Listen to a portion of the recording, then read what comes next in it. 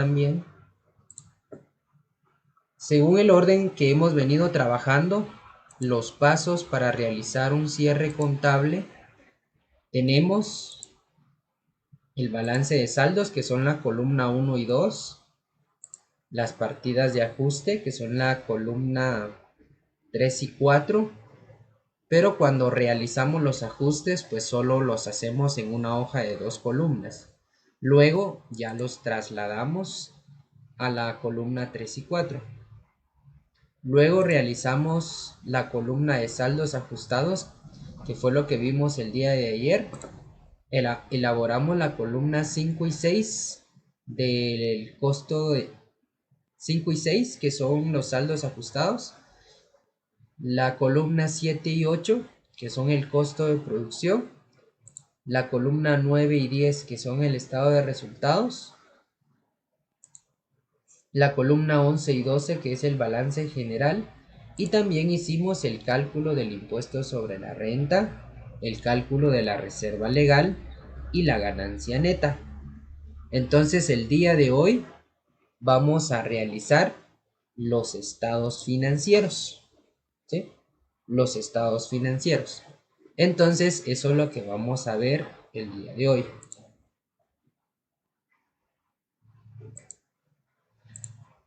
Muy bien. Entonces, después de que ya distribuimos las cuentas de los saldos ajustados, ya las distribuimos en costo de producción, resultados, balance general, es decir, de la columna 7 a la columna 12.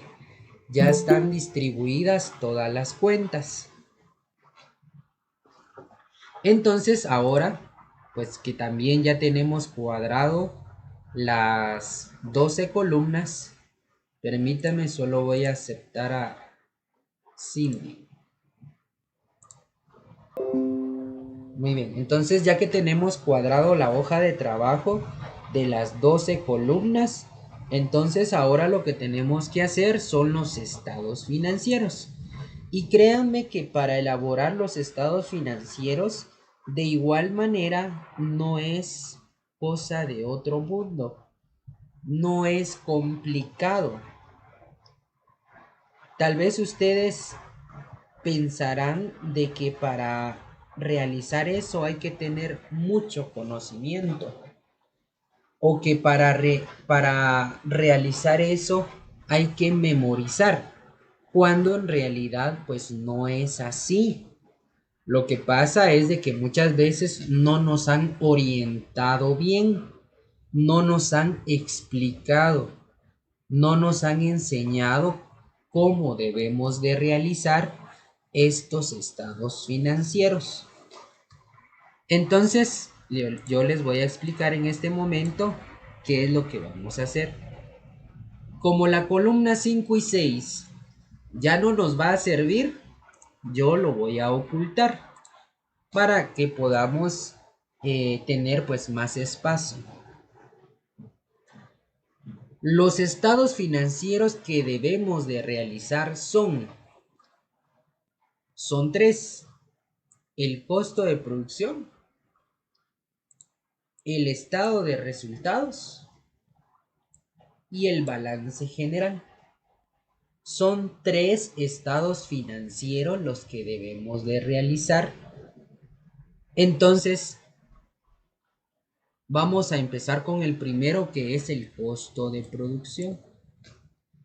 Y por ahí también nos puede surgir la duda, nos puede surgir la preocupación.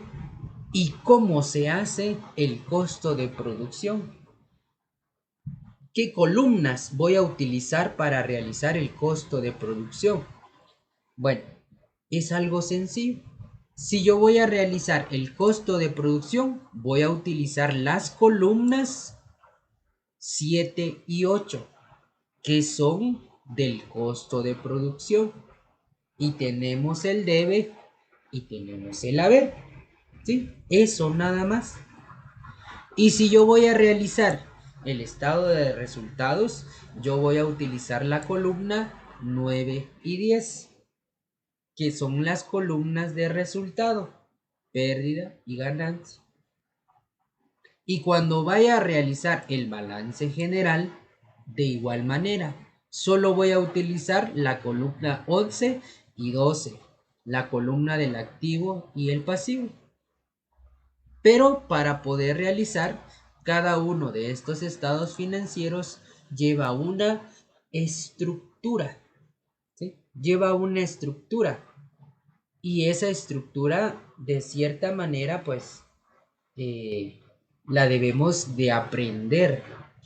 Pero no se preocupen, no es de que tengamos que memorizarla, sino que también hay un material que fue el que ya les envié y que nos va a ayudar para poder realizar esos estados financieros. Entonces ahorita les voy a mostrar de qué estoy hablando.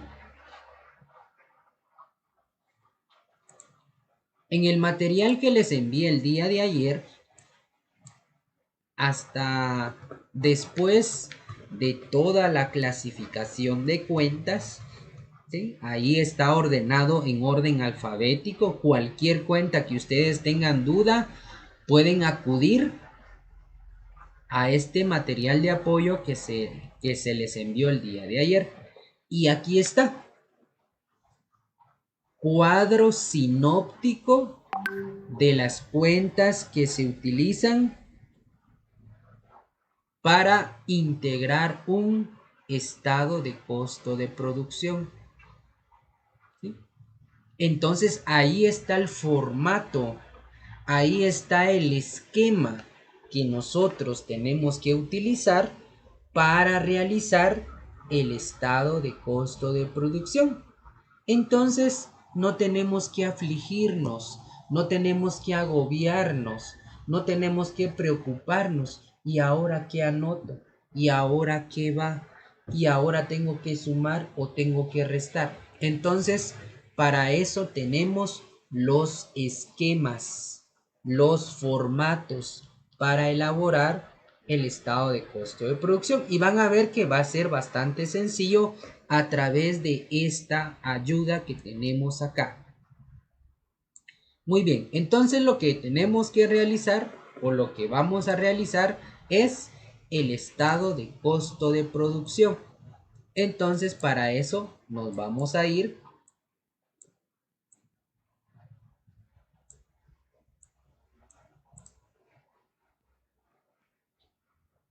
donde está el estado de costo de producción, que sería este que tenemos acá. Ahí está. Muy bien, tenemos ahí el estado de costo de producción. Ahora solo permítanme, voy a abrir otro archivo que también me va a servir. Va a ser esta copia.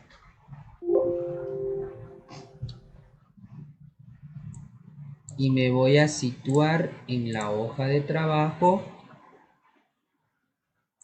Voy a ocultar las primeras 6 columnas. Y ahí está. Muy bien, fijémonos entonces cómo lo vamos a trabajar. Como todo libro de contabilidad, primero lo que vamos a realizar es el encabezado, ¿verdad? Encabezado. Fábrica de pinturas Pintual. Luego, costo de producción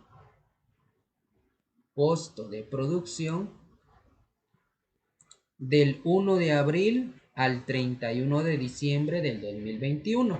Porque recordemos de que el ejercicio comprende del 1 de abril al 31 de diciembre. Entonces, estado de costo de producción del ejercicio del 1 de abril al 31 de diciembre de 2021. Y después, cifras expresadas en quetzales. Y ya está. Luego de eso vamos a colocar movimiento de materia prima. Anotamos movimiento de materia prima. y lo subrayamos con color rojo, ¿verdad? Recuerden que cuando nosotros nos enseñaron a trabajar contabilidad, sabemos de que se subraya con color rojo, ¿verdad? Entonces, movimiento de materia prima y lo subrayamos con color rojo. Y luego ya venimos y empezamos a aplicar el esquema. Fíjense bien cómo vamos a aplicar el esquema. Según el esquema entonces que tenemos, dice primero el inventario inicial de materia prima. Ahí está el esquema, no nos tenemos que perder. Utilizando el esquema va a ser sencillo. Primero, inventario inicial de materia prima. Y eso lo vamos a anotar en la segunda columna, ¿sí? Entonces venimos nosotros y en nuestra hoja de trabajo, vamos a irnos a nuestra hoja de trabajo. Vamos a venir y vamos a buscar dónde está materia prima. Recuerden que dice inventario inicial. El inventario inicial es el que aparece en el debe. El inventario final es el que aparece en el haber. Entonces, ¿cuánto tenemos de inventario inicial de materia prima? 45,120. Eso lo trasladamos entonces y hay que hacerle un chequecito. Cuando tengamos nuestra hoja de trabajo, hagámosle un chequecito, un asterisco. En mi caso, como estoy trabajando en Excel, le voy a colocar de fondo amarillo. Cada cuenta, cada cantidad que vayamos ingresando al costo de producción, lo vamos a ir remarcando, le vamos a ir colocando un chequecito o lo podemos, si ustedes quieren, pues quizá lo mejor tachar, solo que lo único es que se va a ver como que sucio, pero lo mejor es hacerle un chequecito, ¿verdad? Un chequecito. Entonces, por ejemplo, ustedes lo pueden colocar un chequecito así, ¿verdad? Así como este chequecito en la hoja de trabajo. En la hoja de trabajo. Hacerle un chequecito a la cantidad que ya se ingresó. ¿Cuánto tiene? 45,120. ¿En dónde se anota? En la segunda columna. Y luego, pues seguimos con nuestro esquema. ¿Y qué dice en nuestro esquema? Dice compras de materia prima. ¿Sí? Compras de materia prima. Entonces venimos nosotros y escribimos compras de materia prima. ¿Sí? Compras de materia prima. Buscamos compras de materia prima y aquí aparece. Tiene 109,150. Y esa cantidad lo anotamos en la primera columna. En la primera columna. 109,150. Luego, según nuestro esquema, dice que tenemos que utilizar más gastos sobre compras de materia prima. Estos gastos sobre compras de materia prima, venimos nosotros y los buscamos. Gastos sobre compras de materia prima. Aquí está. Es la número 20, es la número 24. Y voy a marcar la cantidad. 8,154. Y lo anoto en la primera columna. Esos gastos sobre compras de materia prima son gastos que se pudieron haber hecho al momento de comprar la materia prima, como por ejemplo fletes sobre compras de materia prima o pueden ser impuestos aduanales o derechos arancelarios, ¿verdad? Los impuestos que se pagan en la aduana. A veces no viene gastos sobre compras de materia prima. pero viene flete sobre compras de materia prima. Entonces podemos tomarlo como igual. Solo que si la cuenta dice flete sobre compras de materia prima, entonces escribimos flete sobre compras de materia prima. O si dijera derechos arancelarios o impuestos aduanales sobre compras de materia prima o derechos arancelarios sobre compras de materia prima, entonces de igual manera, aunque no aparezca gastos sobre compras, pero si aparece impuestos aduanales sobre compras, podemos tomarlo como igual, ¿verdad? Porque al final son gastos en los que se incurrieron en la compra de la materia prima. Entonces, puede ser gastos sobre compras de materia prima, pueden ser fletes sobre compras de materia prima o impuestos aduanales sobre compras de materia prima. ¿Sí? Ahí va a ir cualquiera de esas tres cuentas. Si tenemos gastos sobre compras, metemos gastos sobre compras. O si tenemos fletes, metemos los fletes. O si tenemos impuestos aduanales, los metemos ahí. ¿Qué pasa si hubieran dos cuentas? Está gastos sobre compras, pero también hay fletes sobre compras de materia prima. ¿Qué pasa si tenemos dos cuentas? Entonces sumamos las dos, ¿verdad? Colocamos más gastos sobre compras de materia prima y abajo más fletes sobre compras de materia prima. Anotamos las dos cuentas, no hay ningún problema. ¿Sí? Entonces seguimos nuestro esquema. De gastos sobre compras de materia prima son 8,154. Cerramos con una línea de color negro y colocamos compras brutas de materia prima. Entonces sumamos y nos da 117,304.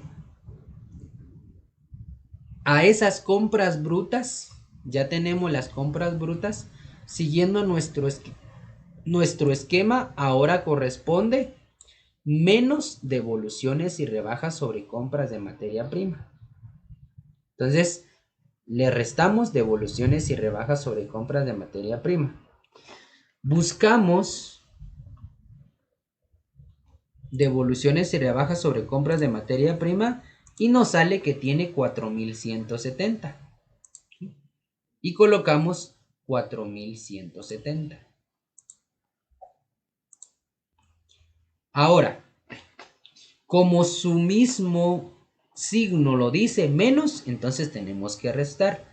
117,304 menos 4,170, eso nos va a dar las compras netas de materia prima. 117,304 menos 4,170 nos da 113,134. Eso van a ser las compras netas. ¿Sí? Eso van a ser las compras netas. Luego, al inventario inicial, la cantidad que está en la segunda columna, le sumamos las compras netas de materia prima que también están en la segunda columna y la suma de los dos se va a llamar materia prima disponible. Entonces, la suma de los dos da 158,254. Y luego, según el esquema, le tenemos que restar el inventario final de materia prima. El inventario final de materia prima es el que aparece acá, a la par del inventario inicial. ¿Cuánto tiene de inventario final? Tiene 58,375. Entonces esa cantidad es la que pasamos para acá, 58,375. La resta de la materia prima disponible menos el inventario final de materia prima, a eso se le llama materia prima consumida o materia prima empleada. Materia prima consumida o materia prima empleada. Y la resta nos dio 99.879. A esa materia prima consumida le agregamos, ¿sí? Le agregamos, como dice acá, vamos a sacar el costo primo. La materia prima consumida le vamos a sumar la mano de obra directa y eso nos va a dar como resultado el costo primo o costo primario. Entonces se suma, ¿verdad? 99.879 más 67.500. Entonces eso nos da 167.379. Esa cantidad va en la tercera columna. Ahora quisiera explicar un poquito más sobre esta parte que acabamos de hacer, sobre el movimiento de materia prima. ¿Por qué unas cantidades van en la segunda columna, por qué otras en la primera y por qué otras en la tercera? ¿Sí? Entonces, el inventario inicial de materia prima, eso sí, lo vamos a anotar en la segunda columna, porque ese inventario inicial lo tenemos que sumar con las compras netas, que es la cantidad que está en la segunda columna, que tiene 113.134. Ahora explico esta parte. Lo que yo quiero sacar, ¿sí? Lo que yo quiero obtener acá es la compra neta de la mercadería, es decir, cuánto realmente se compró de materia prima, cuánto se compró durante el año. Y para sacar eso, empiezo con las compras en la primera columna, compras. A esas compras le sumo los gastos sobre compras. La suma de las compras más los gastos sobre compras me va a dar las compras brutas. Así se le llama compras brutas porque todavía le tenemos que restar algunas devoluciones que se hicieron de materia prima, porque estaban defectuosas, porque ya estaban vencidas, porque estaban golpeadas, etcétera, etcétera. Entonces, compras más los gastos sobre compras me va a dar las compras brutas.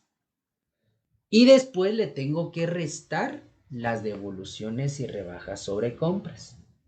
Y ya cuando le restamos las devoluciones y rebajas sobre compras, ahí sí ya me da las compras netas, que quiere decir lo que realmente se compró durante el año. Las compras netas es lo que sí se compró en el año. Entonces me da 113.134.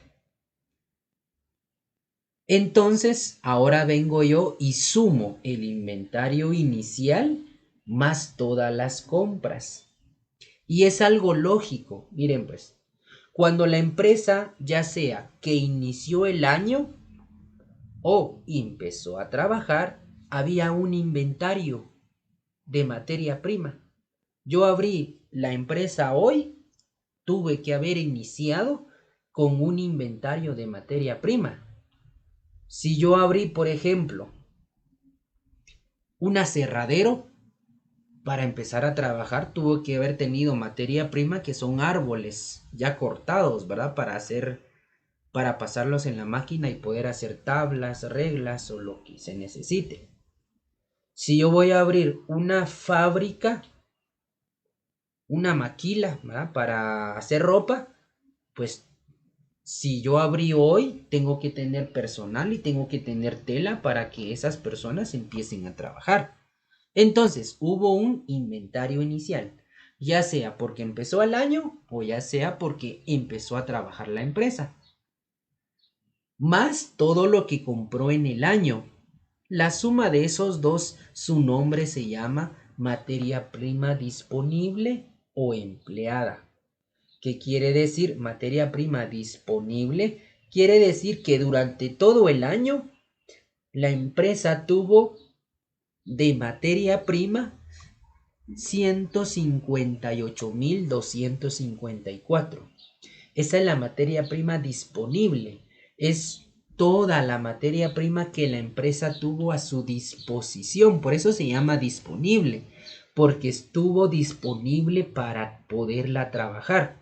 El inventario inicial más las compras netas.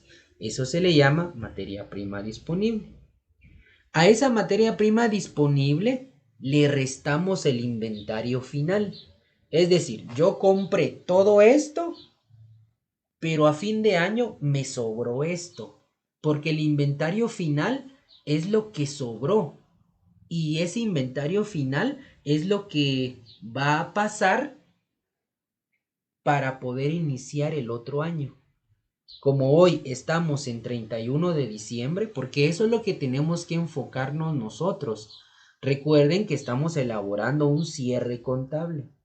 El cierre contable se trabaja el 31 de diciembre. Entonces, cada vez que nosotros nos enfoquemos a un cierre contable, tenemos que centrarnos en que estamos en la fecha 31 de diciembre. Entonces, obviamente, en la fábrica tuvo que haber sobrado materia prima. Yo no creo que exista alguna empresa que diga,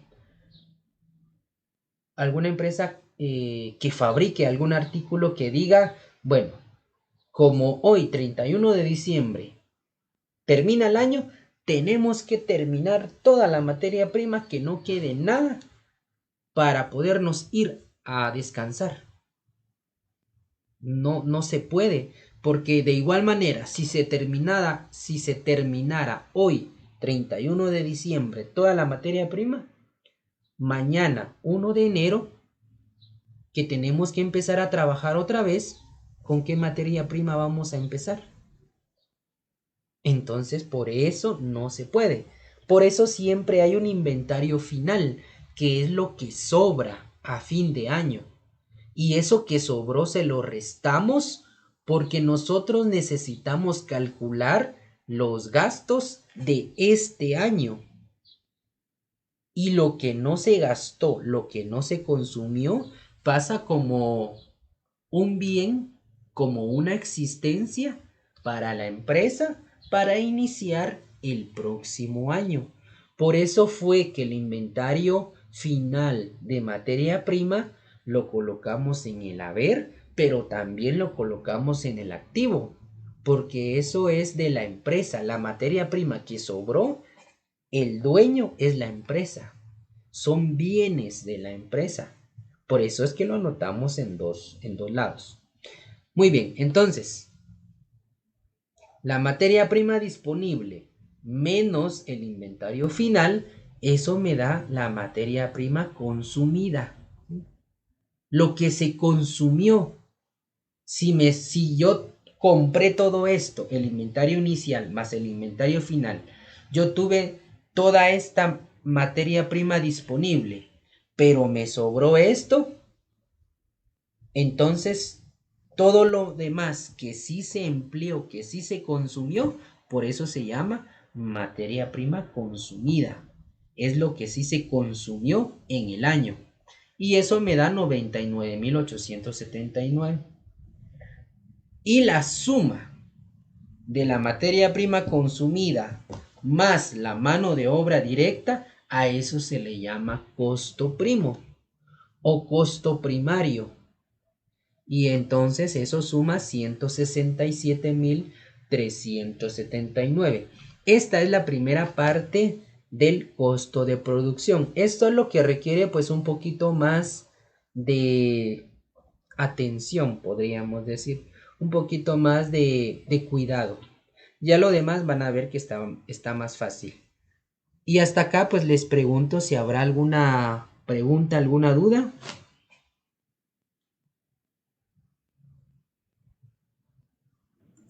No, profe, todo claro. Gracias. ¿Los demás? Todo claro, profe. Gracias. Muy bien, entonces continuemos. Ahora vamos con la otra parte que se llama gastos de fabricación o carga fabril. ¿Sí? Gastos de fabricación o carga fabril, que es exactamente lo que viene según el esquema. Eso es lo que viene después. La carga fabril o gastos de fábrica o gastos de fabricación. Y todo lo que diga mano de todo lo que es todos los demás gastos que todavía faltan de ingresar, aquí se van en los gastos de fabricación. Entonces vamos a continuar con esa parte. Vamos a ver, estamos acá, vamos a bajar un poquito, ahí estamos bien. Acá vamos a bajar otro poquito, o ahí estamos. Ahora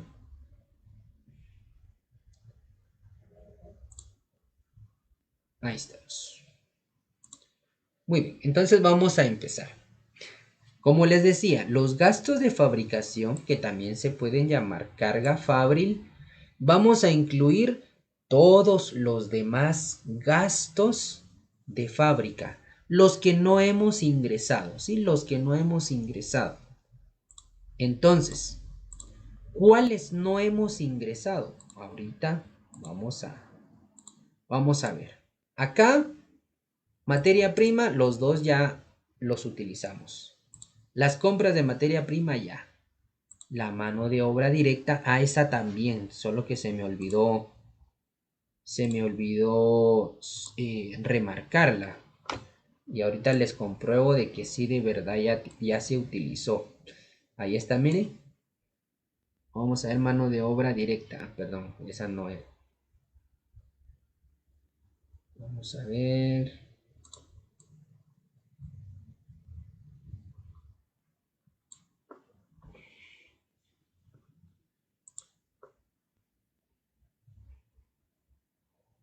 Vamos a ver acá.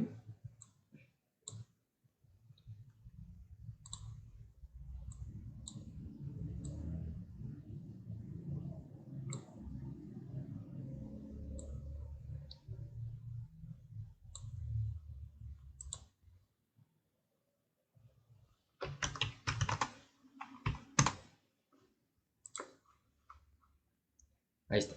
Ahora sí. Bueno, entonces la mano de obra directa es la que nosotros vamos a colocar acá. ¿Sí? Mano de obra directa, 70.500. Esa ya la utilizamos. Ahora, los que no hemos utilizado, eso lo vamos a utilizar en gastos de fabricación. Entonces, por ejemplo, venimos nosotros y empezamos a ingresar.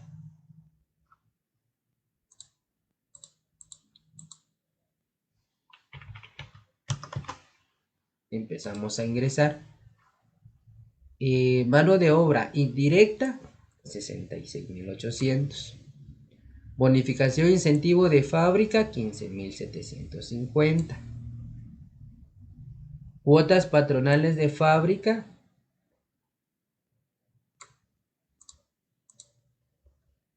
17.000. Cuotas patronales de fábrica, 17.395.91.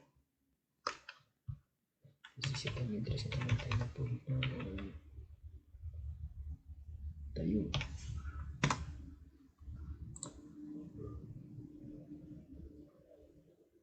Entonces las cuotas patronales de fábrica, 17.395.91.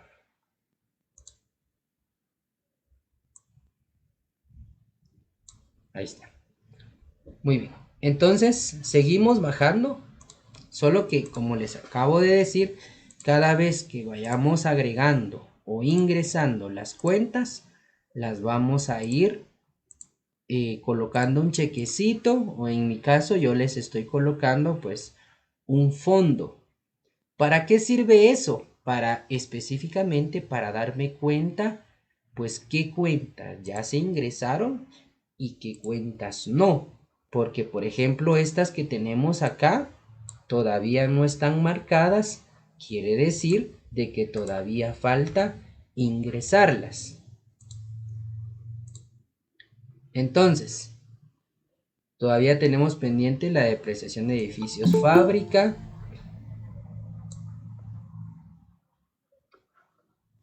Tenemos la depreciación de la maquinaria. Tenemos las herramientas. Tenemos grasas y aceite consumidos. Tenemos el UCI de fábrica. ¿Sí?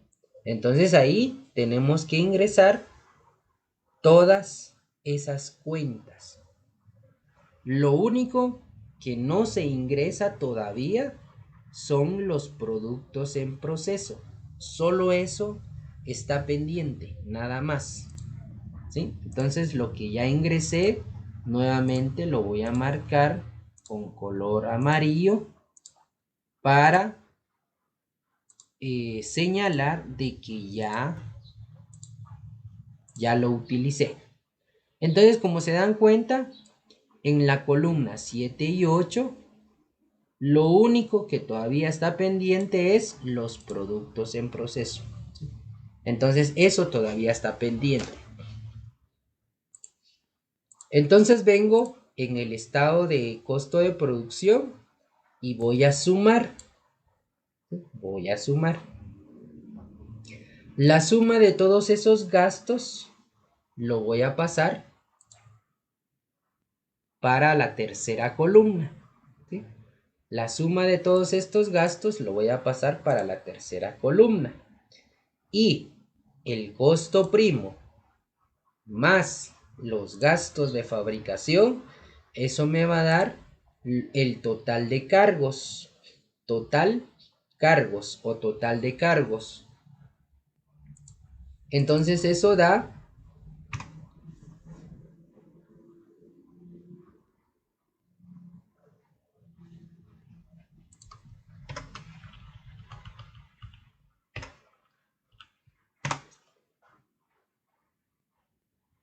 da 323.127.92. ¿Sí? 323.127.92. Según nuestro esquema, pues después de que ingresamos los gastos de fabricación, entonces viene la parte de productos en proceso. Esto es lo que yo les decía. Por eso es que no lo habíamos ingresado. Porque eso va aparte. Va el inventario inicial y también va el inventario final.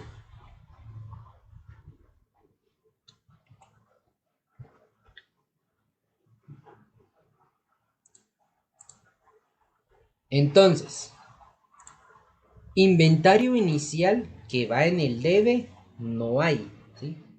El inventario inicial de productos en proceso en el debe no hay. Por eso es de que tiene 0. Inventario final sí hay. Total cargos más inventario inicial. Como no hay nada, entonces la misma cantidad. 323.127.92. A eso le colocamos subtotal. ¿No? Subtotal. Porque todavía no es el total final. A esa cantidad le vamos a restar el inventario final de artículos en proceso. ¿Sí? Inventario final de artículos en proceso. ¿Cuánto es el inventario final de artículos en proceso? Son 30.480.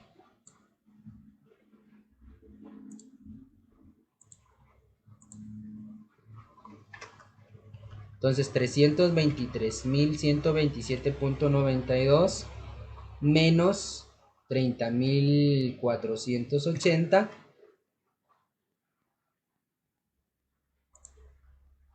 Entonces nos da un costo de producción de 292.647.92. Solo acá creo yo que no está bien la suma. Vamos a ver. Aquí está bien. Acá. Esto menos esto.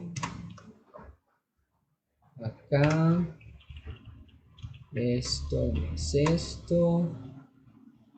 Acá esto menos esto. Acá esto más esto. Acá.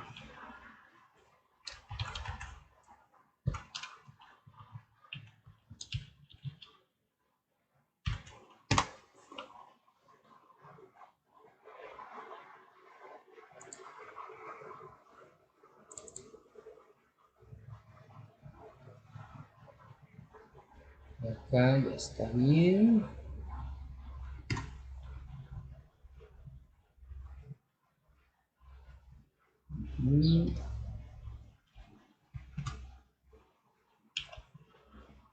Ahora vamos a ver acá si está bien.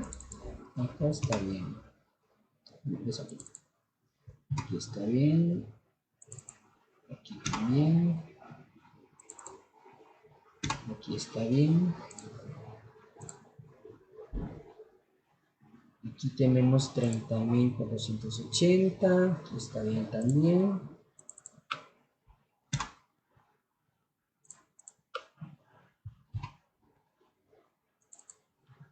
Aquí falta.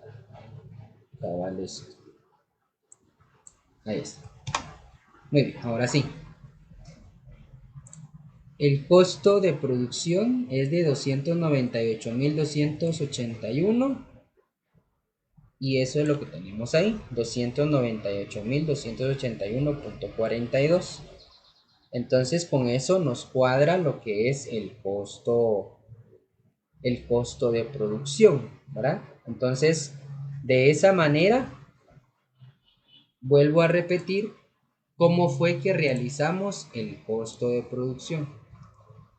Lo que nos ayuda bastante es nuestro esquema, ¿sí? Nuestro esquema, que aquí está en el material que yo les envié. Empezamos con movimiento de materia prima y seguimos este esquema. Seguimos este esquema.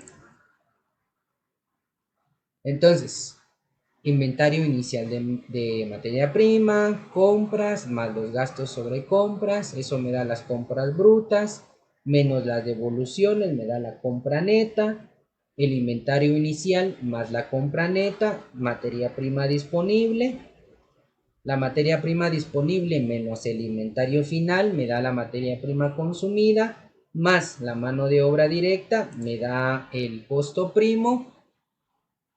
Sumamos todos los demás gastos de fábrica, los pasamos a la tercera columna, el costo primo más los gastos de fabricación me da el total de cargos, más artículos en proceso, inventario inicial, que este ejercicio no tiene inventario inicial porque es su primer ejercicio. Ya cuando fuera su segundo, tercero o cuarto ejercicio, sí tienen inventario inicial de productos en proceso, pero cuando es el primer ejercicio no tiene. Entonces, como no tiene, entonces solo se baja la cantidad y le restamos el inventario final. Inventario final sí tiene, entonces se lo restamos y eso nos da el costo de producción, que es el que debe de cuadrar con el que tenemos en la hoja de trabajo. ¿Sí? Debe de cuadrar con lo que tenemos en la hoja de trabajo. Este es. Otro es de que también, como fuimos marcando todas las cuentas que utilizamos, entonces si se dan cuenta, en el costo de producción ya no tenemos ninguna cuenta que falte ingresar. ¿Sí? Ya no tenemos ninguna cuenta, ya todas se ingresaron.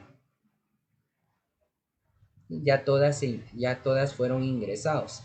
Entonces, ahí termina el costo de producción. Es el que se hace primero.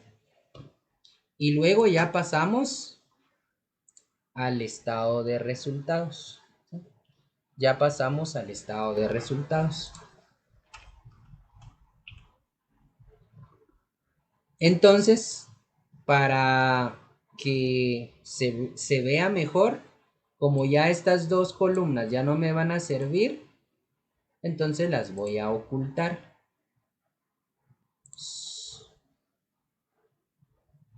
Entonces las voy a ocultar.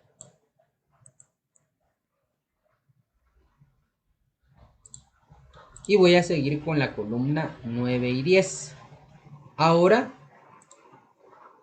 para realizar el estado de resultados, igual hay un esquema que también se los mandé. ¿Sí? Se los mandé en el material de apoyo que les envié el día de ayer. Y ahí está el esquema. ¿Cuáles son las partes del estado de resultados? ¿Con qué se empieza? Entonces, empezamos con los ingresos de operación. Así se llama la sección, ¿verdad? O la parte que vamos a hacer ahorita, los ingresos de operación. Empezamos con las ventas. Entonces venimos nosotros y buscamos las ventas, que son las que tenemos acá. Tiene 1.212.952.74. Y la marcamos, la señalizamos, un chequecito o un asterisco o algo para identificar de que ya ingresamos ventas. Luego, según nuestro esquema, viene menos las devoluciones y rebajas sobre ventas. Ahora buscamos devoluciones y rebajas sobre ventas. Devoluciones y rebajas sobre ventas, aquí está. Tiene 4.673. Como tiene el signo menos, entonces restamos. 1.212.952.74 menos 4.673, 1.208.279.74. Y eso me da las ventas netas. ¿Sí? Entonces, las ventas menos las devoluciones y rebajas sobre ventas, eso me da las ventas netas.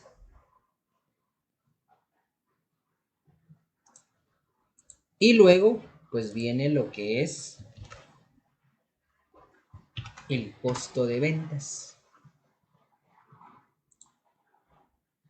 ¿Sí?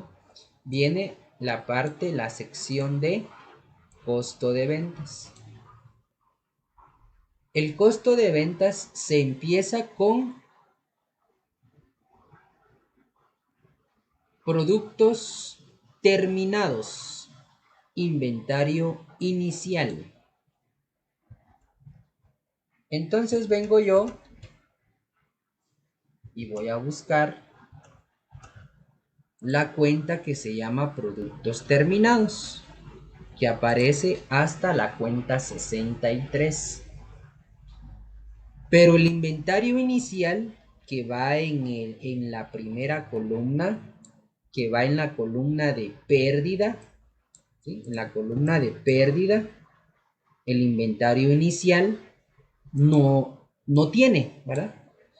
Como les decía anteriormente, cuando es su primer ejercicio, productos terminados y productos en proceso no tienen inventario inicial, solo tienen inventario final. Entonces, como no tiene, pues se coloca un 0. Luego, el costo de producción. el costo de producción que nos dio en el estado financiero anterior, que es de, perdón, vamos a ver, que es de 298.281.42. ¿Sí? Entonces, productos terminados más costo de producción. ¿Verdad? Costo de producción. Eso me va a dar artículos disponibles. Luego viene menos el inventario final. Menos el inventario final.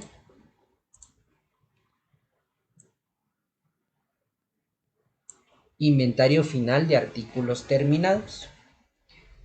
Inventario final sí tenemos.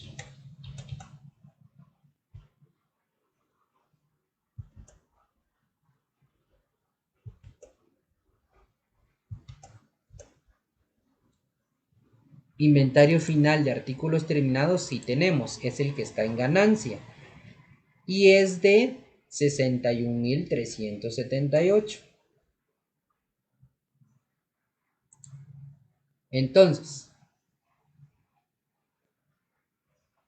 Entonces, como tenemos que restar, dice menos, ¿verdad? Dice menos. Entonces, inventario inicial de artículos en proceso más costo de producción, artículos disponibles, menos el inventario final de artículos terminados, 61.378. Eso nos da el costo de ventas. Eso nos da el costo de ventas.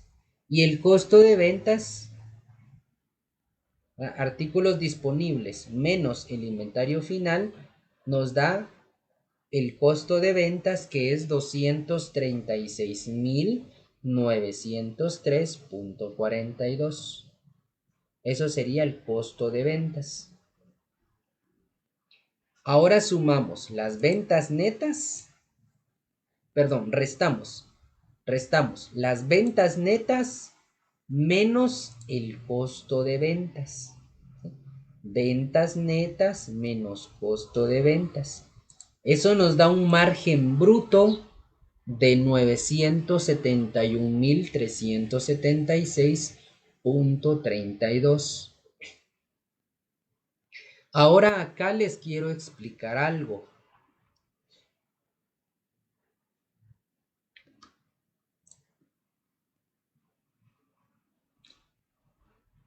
El estado de resultados, lo que busca o en qué consiste el estado de resultados.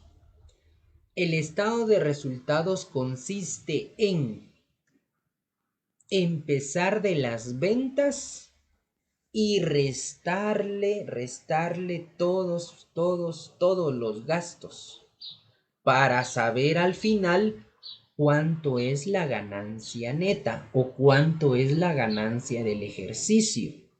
Por eso es de que acá a las ventas le restamos las devoluciones y rebajas sobre ventas. Entonces tengo ventas netas 1.208.279.74. A eso le resté el costo de ventas. Y el costo de ventas no es más que la cantidad de dinero que me costó a mí producir esos artículos.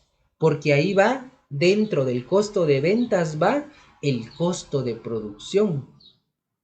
¿Cuánto me costó? Si yo produje 15.000 unidades, por ejemplo, ¿cuánto me costó producir esas 15.000 unidades?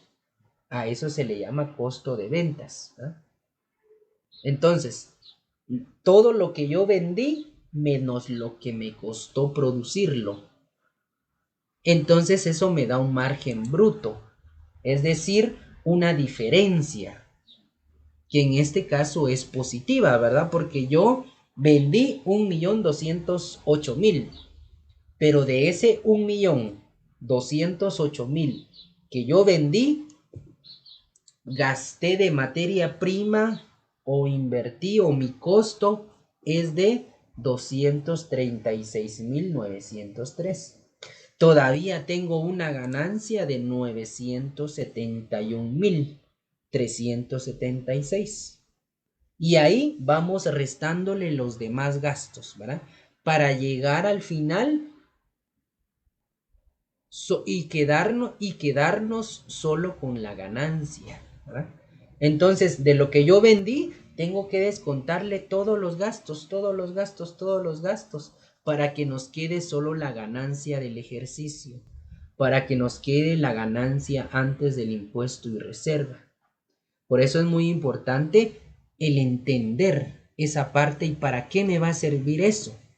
¿Para qué me va a servir el estado de resultados? Para conocer mi ganancia después del impuesto o antes del impuesto. Yo quiero conocer cuánto gané después de que ya desconté los gastos de administración, los gastos de distribución, porque es importante contabilizar todos esos gastos, porque todos esos gastos se los tengo que restar a la ganancia para determinar cuánto gané. Y acá, saliéndome un poquito del tema, esto es lo que muchas veces no se hace en un negocio. Si alguien tiene un negocio, por muy pequeño que sea, una tienda o una venta de algo, ¿verdad? No importa. Pero eso es lo que muchas veces no hacemos. Hoy vendí 500 quetzales. Ah, que bueno, vamos a gastarlo. Vendió 500, pero ¿cuánto gastó en pasaje? ¿Cuánto gastó en el lugar donde vendió si tuvo que haber pagado algún ticket, algún impuesto? ¿Cuánto pagó de cargador si pagó cargador? ¿Cuánto le costaron las verduras? Si fueran verduras, ¿cuánto le costaron las verduras? ¿Cuánto vale su tiempo de estar ahí? Su mano de obra. Muchas veces tomamos como ganancia todo lo que ingresó, cuando eso es un error, porque todo lo que ingresó, todo lo que vendí, hubieron gastos. Gasolina, transporte, sueldos, impuestos, fletes. Entonces, por eso es lo que estamos haciendo acá. Partir desde la ganancia y restarle mi costo de ventas, cuánto me costó a mí adquirir esa materia prima, esa mercadería, esa materia prima. Luego restarle la publicidad, restarle los sueldos, restarle las depreciaciones, restarle las bonificaciones.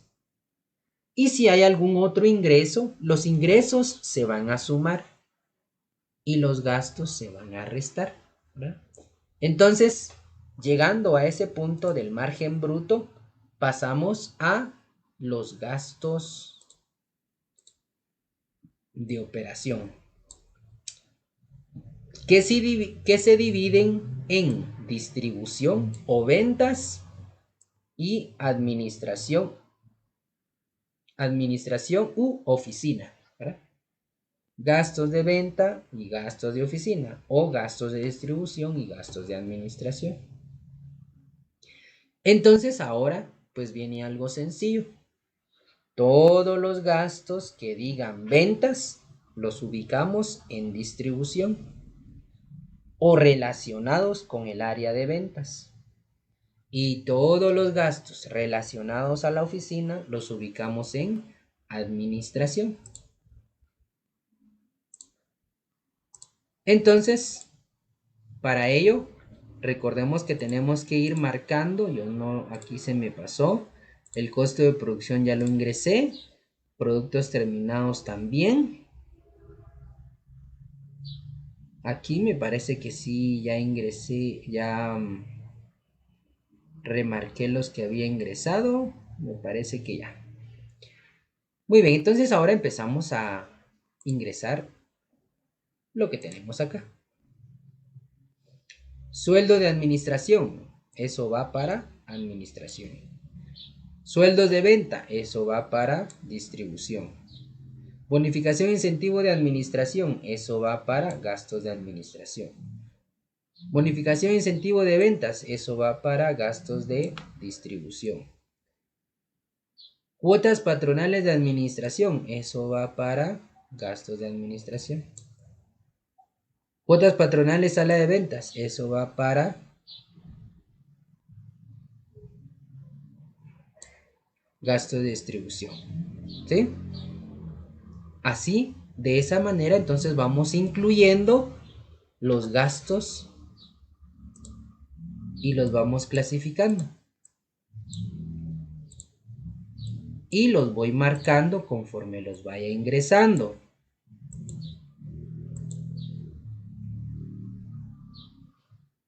Ahora acá. Tengo intereses gasto. Ahora vean qué pasa con esa cuenta. Intereses gasto no dice de administración y no dice de ventas. ¿Dónde lo voy a ingresar? Multas y recargos. ¿Dónde lo voy a ingresar? Intereses percibidos. ¿Dónde lo voy a ingresar? Como no sé, lo voy a dejar pendiente, ¿verdad? Lo voy a dejar pendiente. Y luego les voy a enseñar, bueno, en dónde los vamos a ubicar. Pero los que sí sabemos, los vamos a ir de una vez clasificando.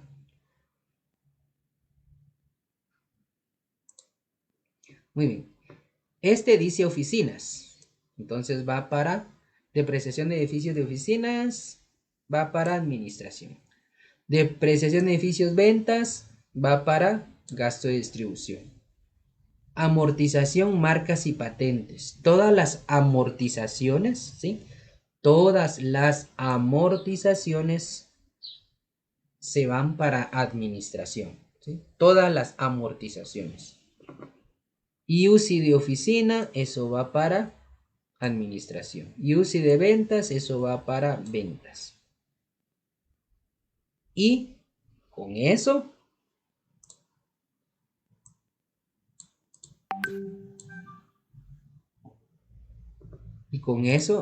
subrayo las que ya ingresé. Y ahí estamos. Ahora reviso otra vez cuáles no he ingresado. No he ingresado intereses gastos, comisiones percibidas, multas y recargos, intereses percibidos y todas las demás ya. ¿Y dónde ubico esas? Entonces vengo yo y utilizamos nuestro esquema. ¿Sí? Utilizo mi esquema. Si tengo dudas, ahí está mi esquema. Aquí están todas las cuentas. Entonces, por ejemplo, las cuentas que me faltan es intereses gasto. Busco dónde está intereses gasto y lo voy a encontrar en los gastos financieros. Ahí está, intereses gasto. Eso quiere decir que en la división de intereses gastos, en la división de gastos financieros, ahí lo voy a ubicar. ¿Qué otra cuenta me falta? Comisiones percibidas. Ah, bueno. Comisiones percibidas lo ubico en otros ingresos. Ahí, comisiones percibidas. ¿Qué más me falta? Multas y recargos. Ah, multas y recargos, ¿dónde lo puedo registrar? Multas y recargos está en otros gastos. Ay, perdón, no lo subrayé la que era.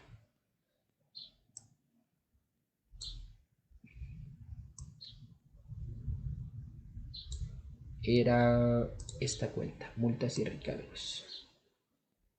Ahora sí, multas y recargos. Intereses percibidos también me falta. Intereses percibidos lo voy a ingresar en otros ingresos en ingresos financieros. Intereses percibidos. Miren, entonces, de esa manera yo puedo estructurar mi estado de resultados y no hace falta quebrarme la cabeza y no hace falta agobiarme y no hace falta ponerme a llorar, porque también puede suceder de que nos pongamos a llorar, ¿verdad? De la desesperación y digamos es que no lo puedo hacer, pero por eso les decía, a veces no nos explican, no nos orientan, mire, guíese de esto, mire, lo tiene que hacer así, mire, si usted no sabe, use esto. Entonces, a veces, pues, como les digo, nos agobiamos, ¿verdad? Porque no nos enseñan de la manera correcta.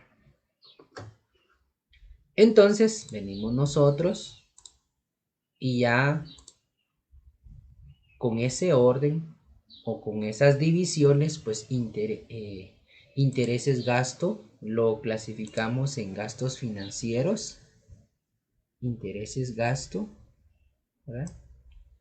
En gastos financieros,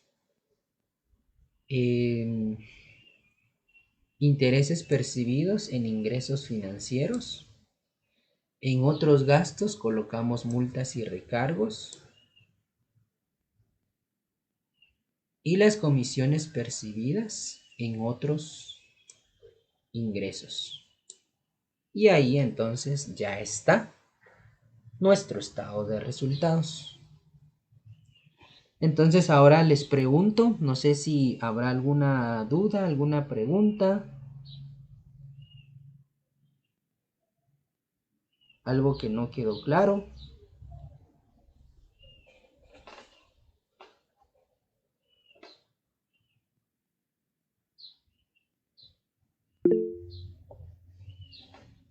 Bien, por ahí nos escribieron. Todo claro, profe. Vamos a ver.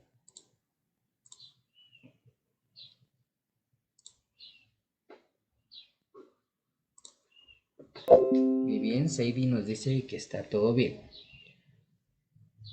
Muy bien, entonces lo único es de que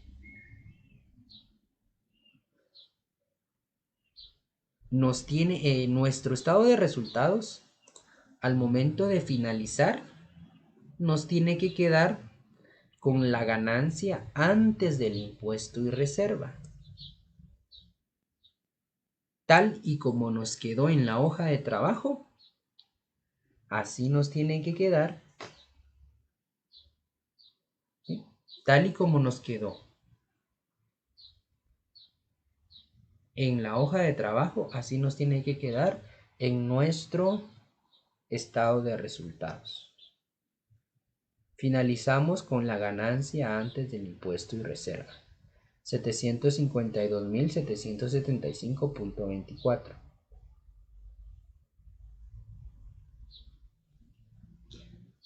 Y como ustedes pueden observar, pues ahí ya solo no he marcado estas cantidades que ya las utilizamos, ¿sí?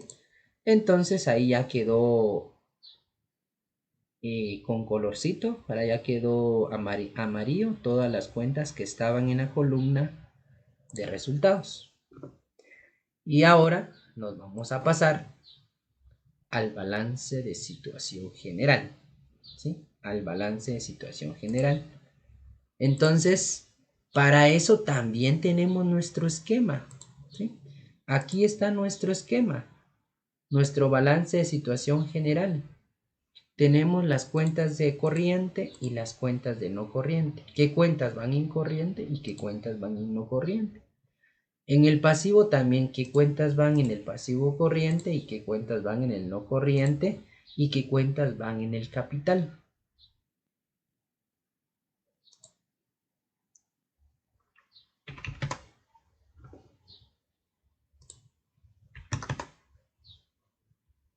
Muy bien, entonces vamos a empezar.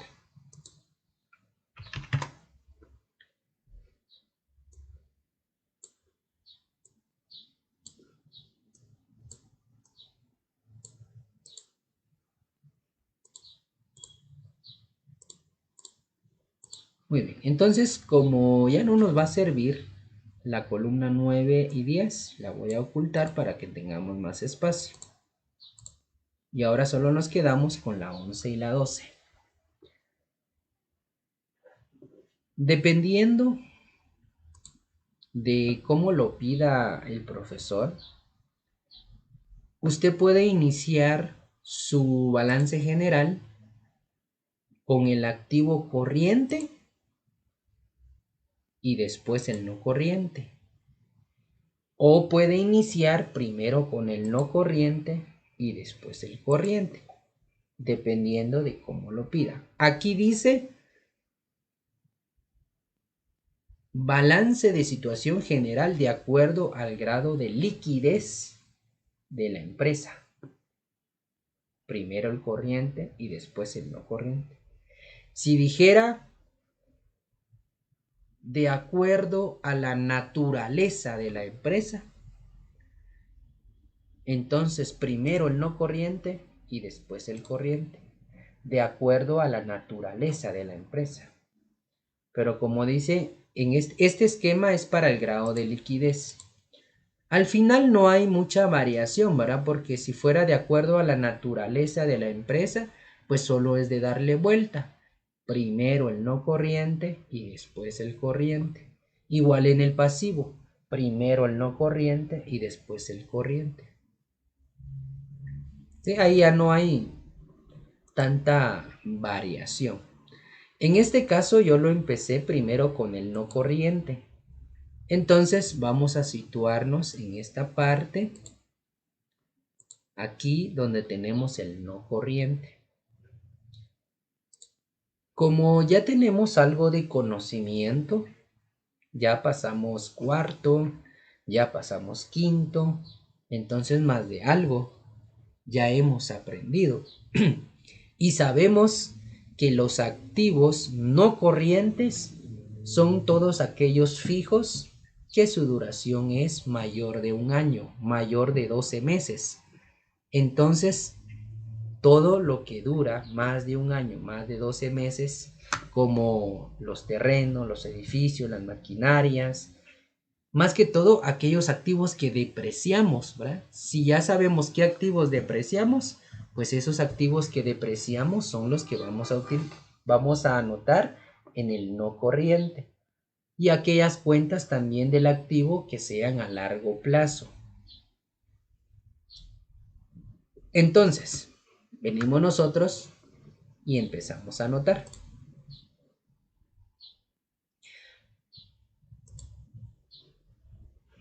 Entonces tenemos los terrenos con 153.201. Luego tenemos los edificios con un total de 357.469. Ahora acá vean esto.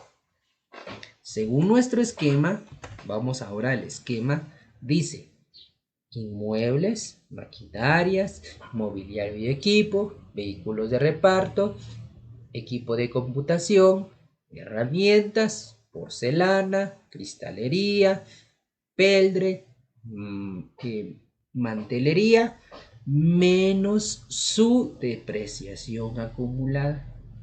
Por eso es de que es importante saber la clasificación de las cuentas, porque, por ejemplo,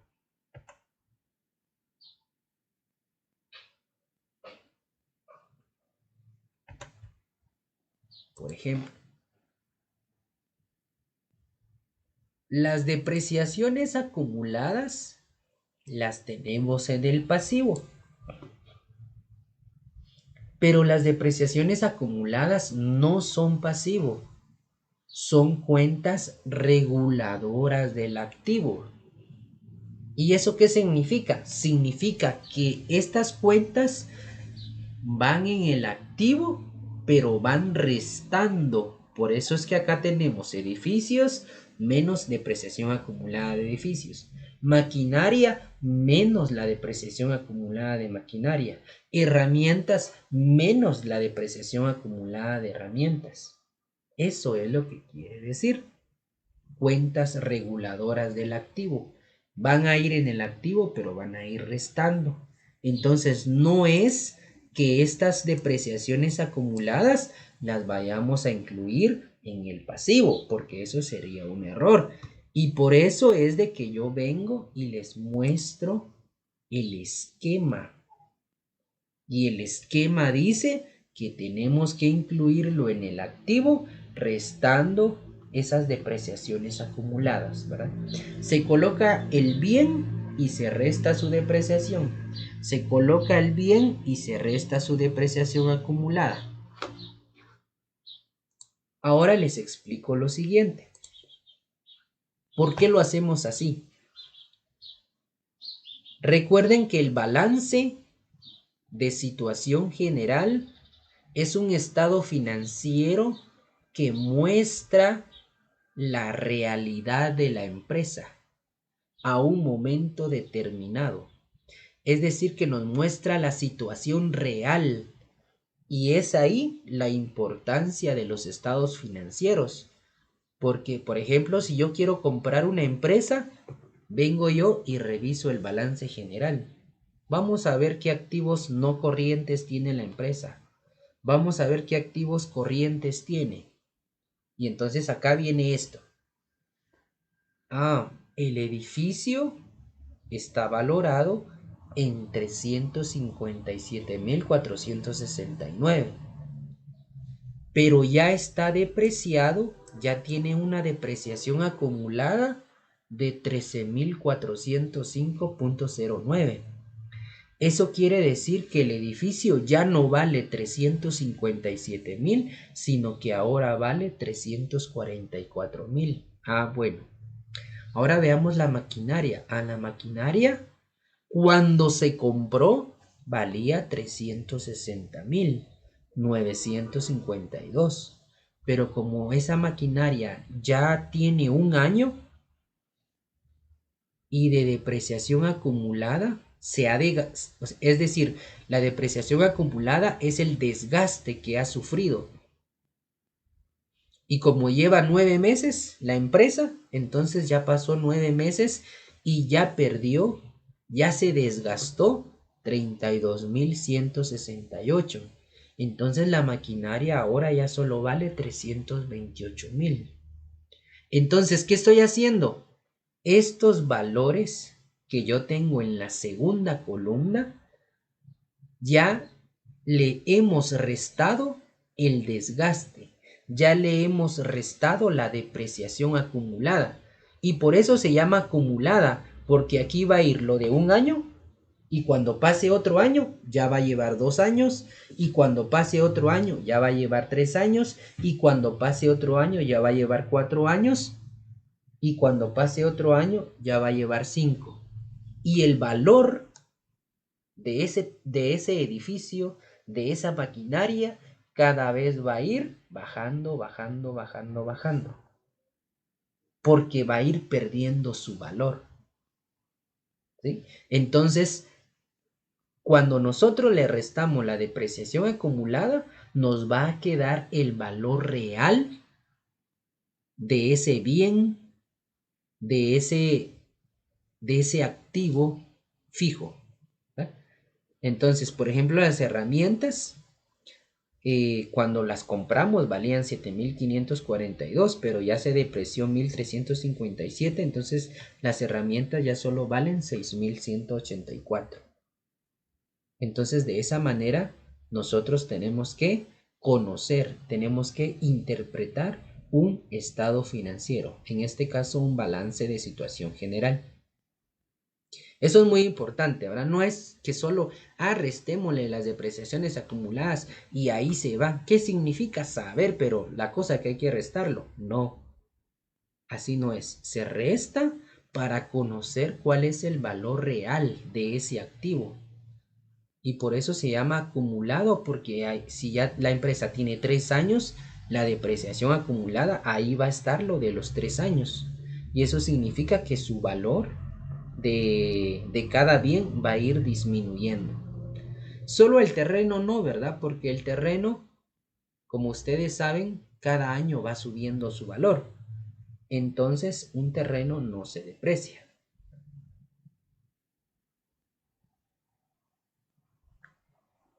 Muy bien, entonces tenemos que ir marcando, ¿verdad? Que no se nos olvide. Entonces, el terreno ya está. Y después el edificio y su depreciación acumulada de edificios. ¿Sí? Luego, la maquinaria.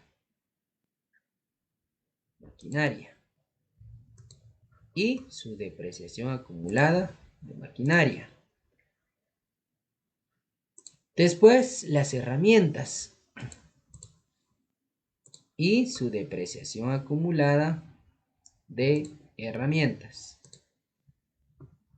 Después, la marcas y patentes. Y luego su amortización acumulada de marcas y patentes. Luego vamos a buscar más activos. La materia prima, caja chica, caja y bancos es eso corriente. Clientes es corriente, IVA por cobrar corriente, grasas y aceites corriente, deudores empleados corrientes, ISR trimestral, anticipo sobre compras es corriente, inversiones financieras a largo plazo. Una inversión es un activo, ¿verdad? Entonces, inversiones financieras a largo plazo va en el activo no corriente. Deudores varios es corriente, inversiones financieras a corto plazo. Como es a corto plazo, es corriente. Pérdida de capital, productos en proceso, productos terminados. Estos inventarios finales son corrientes. Entonces ya terminamos el no corriente. Lo que hacemos es sumar la segunda columna, los valores reales de cada activo, de cada bien, y lo pasamos en la segunda unidad. Eso quiere decir que tenemos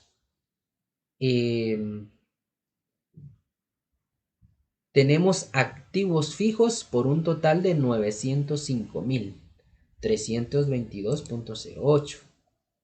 Es decir, que si nosotros quisiéramos vender la empresa o quisiéramos vender el edificio, la maquinaria, la herramienta, ¿verdad? Todo eso lo podemos vender y convertirlo en efectivo. Si en dado caso quisiéramos cerrar la empresa, ¿verdad? Podemos vender cada uno de los bienes y aproximadamente pues tendríamos esta cantidad. Si los vendemos más caros, pues mucho mejor, ¿verdad? Vamos a ganar más. Pero si los vendemos por debajo de estos precios, quiere decir de que estamos perdiendo dinero. Bueno, luego pasamos al corriente y ahí empezamos con caja y bancos. Lo anotamos, 81.011, caja chica, 800. Lo pasamos. Materia prima, también lo pasamos, 58.375.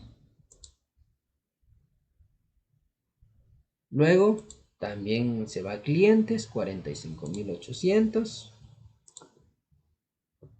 IVA por cobrar. Recuerden que ahorita estamos en el activo. De la segunda columna no estamos tocando nada, solo tocamos las depreciaciones acumuladas. De ahí lo demás no. IVA por cobrar, 5.891. Ahí está. Grasas de aceites, 2.084. Grasas y aceites, pero es una existencia, ¿verdad? Es decir, que todavía está. Los aceites ahí están en tambos o están en galones. Por eso es activo, ¿verdad? Porque no se ha usado. Ya lo consumido, eso sí ya pasó a pérdida. Deudores empleados, 10.800.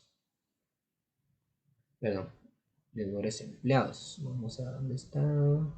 Así, ahí está, 10.800.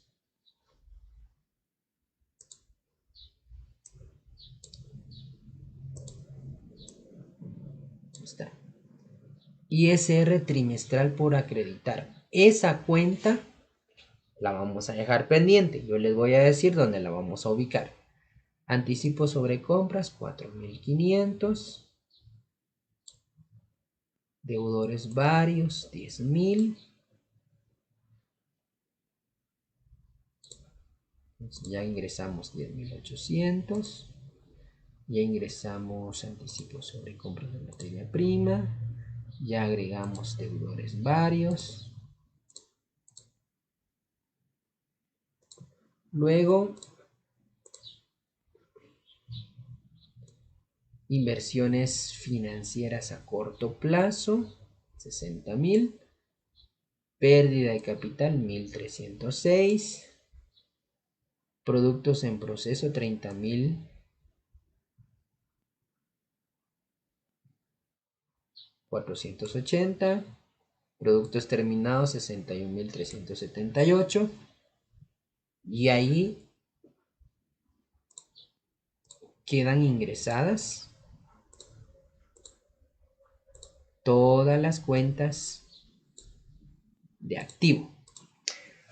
Ahora la pregunta es, ¿y en dónde vamos a ubicar el ISR trimestral por acreditar? Porque si se dan cuenta, de la columna del activo es la única que no hemos utilizado. ¿En dónde va entonces? Vamos a nuestro esquema y buscamos ISR trimestral por acreditar. La vamos a encontrar acá, en el pasivo corriente.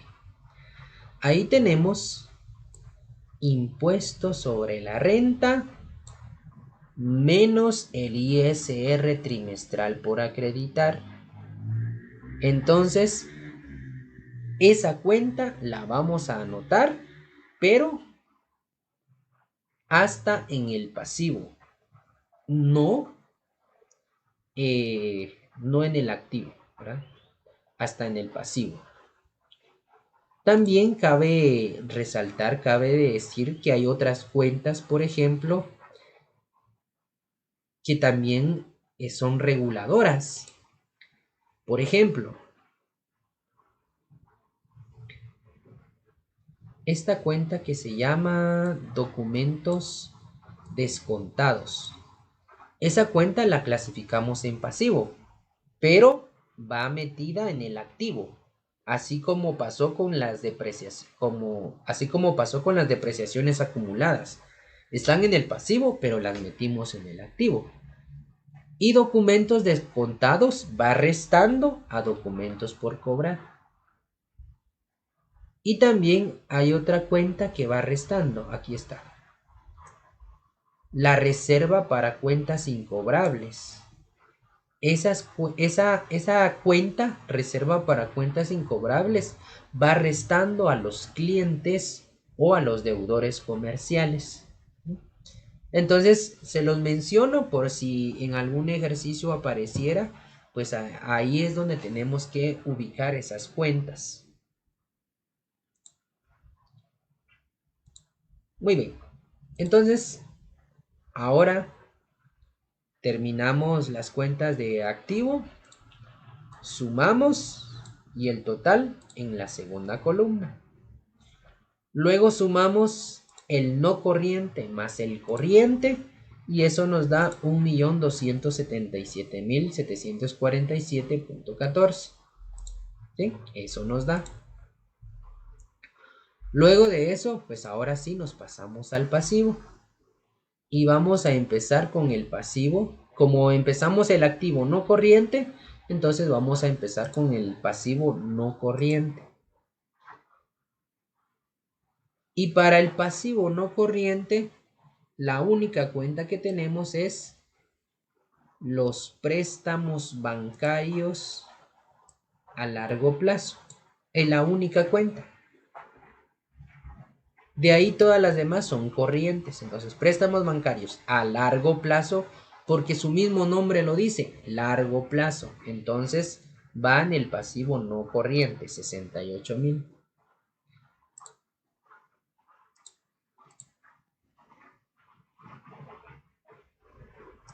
Y ahora ingresamos las de corrientes. Tenemos proveedores.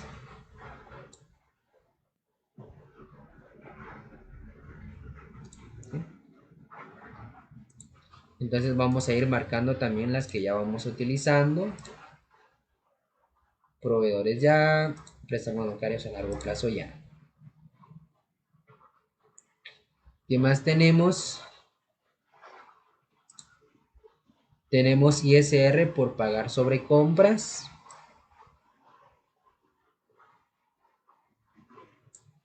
Tenemos cuotas patronales y laborales por pagar.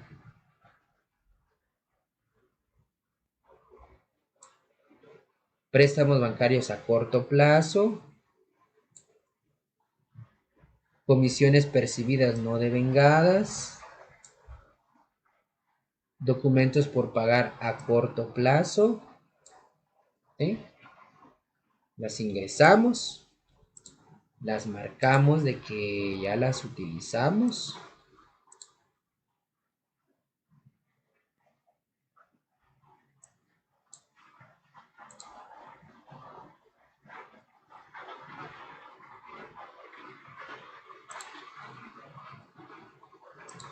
Tenemos comisiones percibidas no devengadas. Documentos por pagar a corto plazo. Ahí están. Las marcamos de que ya las utilizamos.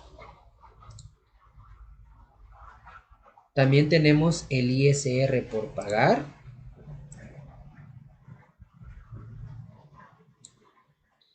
$186,718.81. Y ahí es donde nosotros vamos a restarle el ISR trimestral por acreditar. El ISR por pagar ya. Y ahora el ISR trimestral por acreditar, que tiene 21,340. Recuerden que se resta, ¿verdad? 186,718.81 menos 21,340. En la segunda columna, 165,378.81. Ahora veamos si nos hace falta algo del pasivo. Bueno, nos falta la reserva legal, la ganancia neta y el capital social. Y en nuestro esquema, el patrimonio neto se compone por el capital autorizado, menos acciones por suscribir, menos suscriptores de acciones, todas esas cuentas, acciones por suscribir, suscriptores de acciones, esas van en el activo. Pero ya cuando se hace el balance, no se anotan en el activo, sino que se anotan en el patrimonio neto. Por eso es de que es importante el esquema. También acá tenemos utilidad neta del ejercicio, o sea, la utilidad se anota en el patrimonio, y también las reservas. Reserva legal. Vamos a ver dónde aparece aquí reserva legal.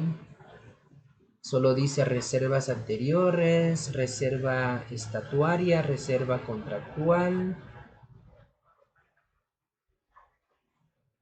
Aquí está. Reserva legal. ¿Sí? La reserva legal también va en el patrimonio. Por eso es de que no lo anotamos en el pasivo. Entonces, sumamos el pasivo corriente y lo pasamos a la segunda columna. Sumamos el pasivo no corriente más el corriente y eso nos va a dar la suma del pasivo, 411,691.31. Pasamos a la sección del patrimonio neto.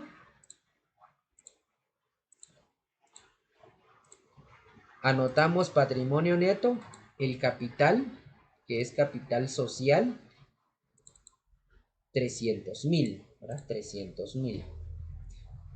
Y lo marcamos. Luego la reserva legal, 28,302.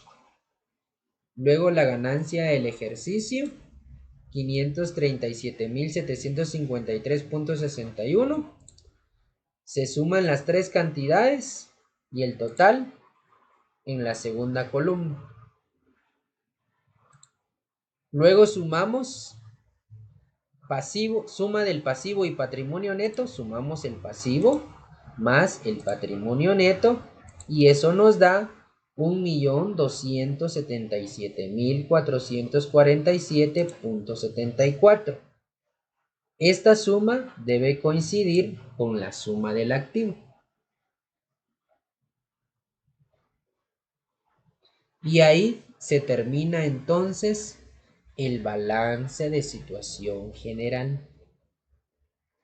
Entonces, si se dieron cuenta, pues no está muy difícil, siguiendo siempre nuestros esquemas. De verdad que los esquemas nos ayudan bastante para poder ordenar correctamente nuestro costo de producción, nuestro estado de resultados y nuestro balance general. Muy bien, no sé si existe o hay alguna duda, alguna pregunta al respecto.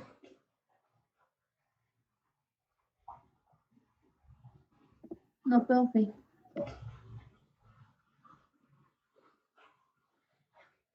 ¿No?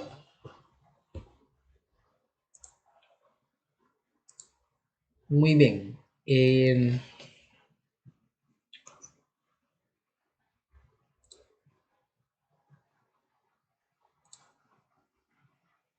Les quería preguntar cómo, bueno, no sé si ya preguntaron o ya averiguaron bien sobre laboratorio.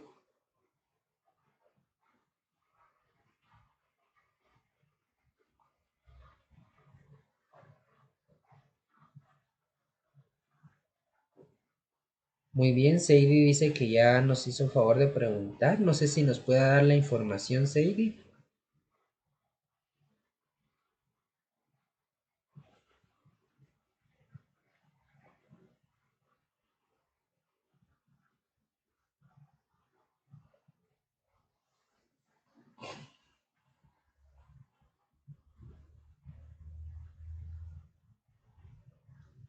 Muy bien, Seidi nos dice de que todavía pues no es seguro si va a ser el viernes.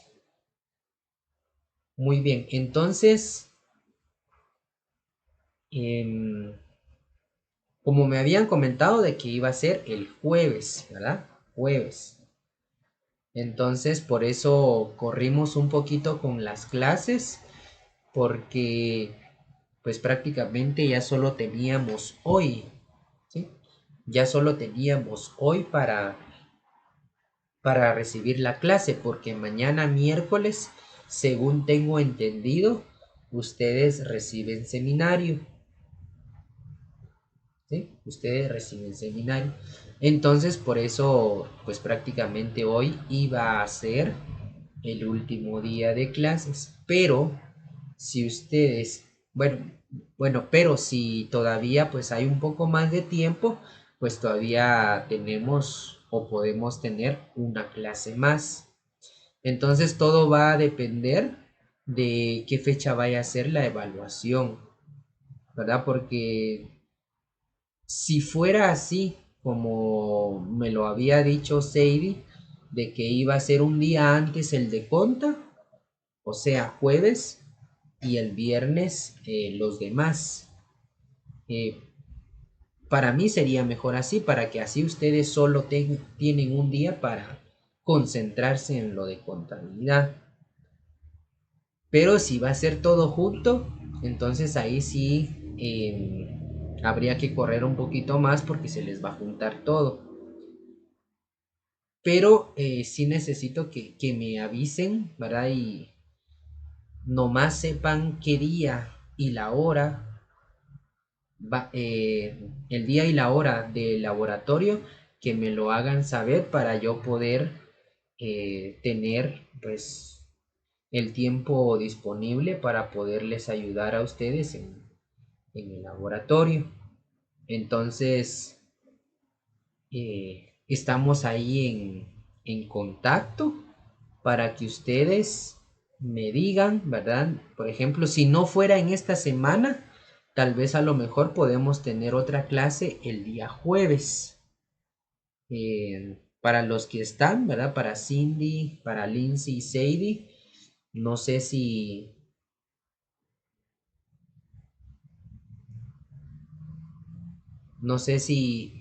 pues tienen tiempo el día jueves, ¿verdad? Si no fuera laboratorio el jueves, entonces no sé si el jueves estará bien para la última clase prácticamente. Sí, profe, estaría bien. Muy bien. Gracias, Sadie. Muy bien, entonces Sadie dice, en todas maneras, si fuera el viernes, el examen de contas será el jueves, porque contas será un día antes de los laboratorios generales.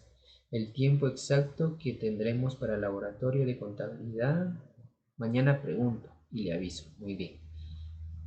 Entonces, si fuera el jueves, ya sea de esta semana o de la otra semana, supongo o me imagino que sería por la tarde, ¿verdad? Porque como en la mañana reciben clases, me imagino que sería por la tarde.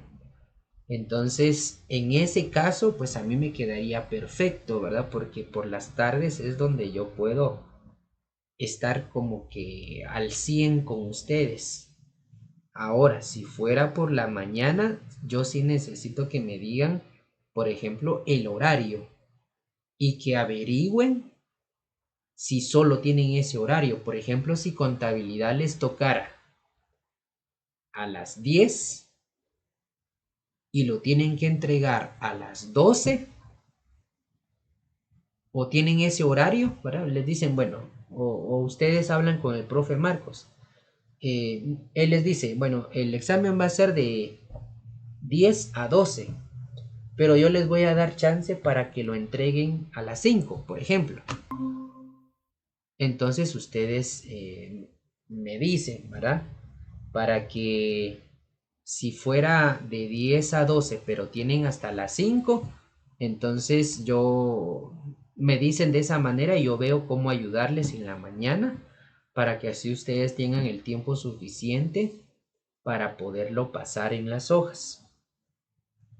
Y si él les dice, miren, es de 10 a 12 y solo hasta las 12 tienen para entregarlo, de igual manera me dicen y para que yo esté disponible de 10 a 12 con ustedes, ¿verdad? Entonces todo va a depender pues del tiempo que les den para el laboratorio, ¿verdad? Pero si fuera en la tarde pues sería genial.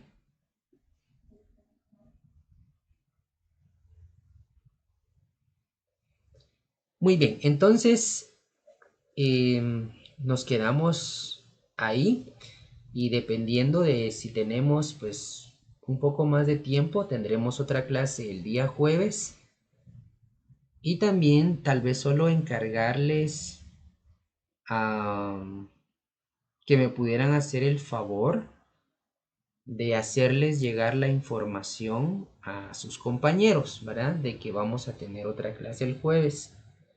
Y también otro aspecto es en cuanto al depósito, a los que ya lo hicieron, pues muchas gracias. Y también eh, hacerle llegar esta información de que si pues los que no van a depositar o si llegara alguien a no depositar, pues solo a las personas de que sí cumplieron con el depósito se les va a estar haciendo llegar la información, la ayuda del laboratorio. y para los que no, pues no les va a llegar. Entonces, para eso yo estaba pensando, ya sea que se los envío por medio de su WhatsApp, digamos que Sadie sí depositó, yo se lo envío a su número de WhatsApp. Cindy sí depositó, yo se lo envío a su número de WhatsApp, aunque pues sí me llevaría un poquito más de tiempo hacerlo uno por uno. O hacerlo como lo hicimos una vez, de que yo les mandé un link y aquellos que pues sí depositaron, pues yo les voy a dar el acceso, ¿verdad?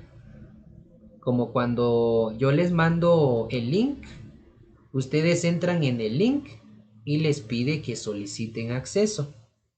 Automáticamente a mí me llega una notificación.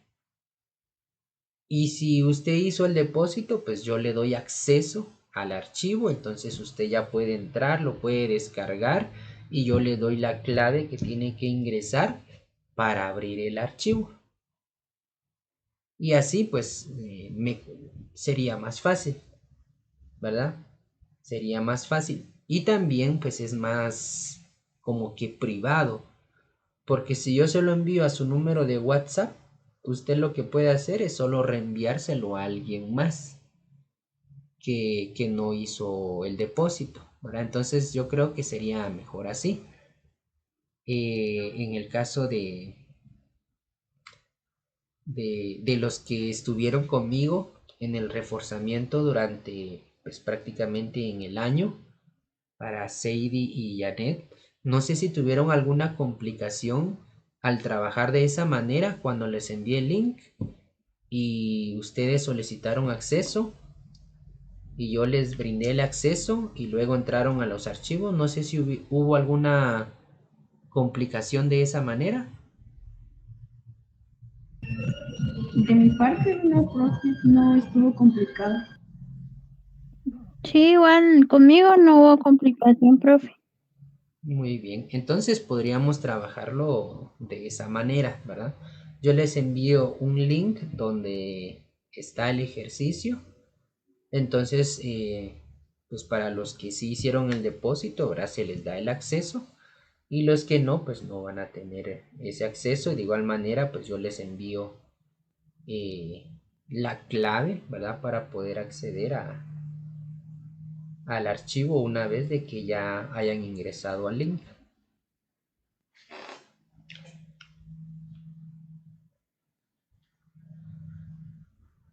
Muy bien, entonces muchísimas gracias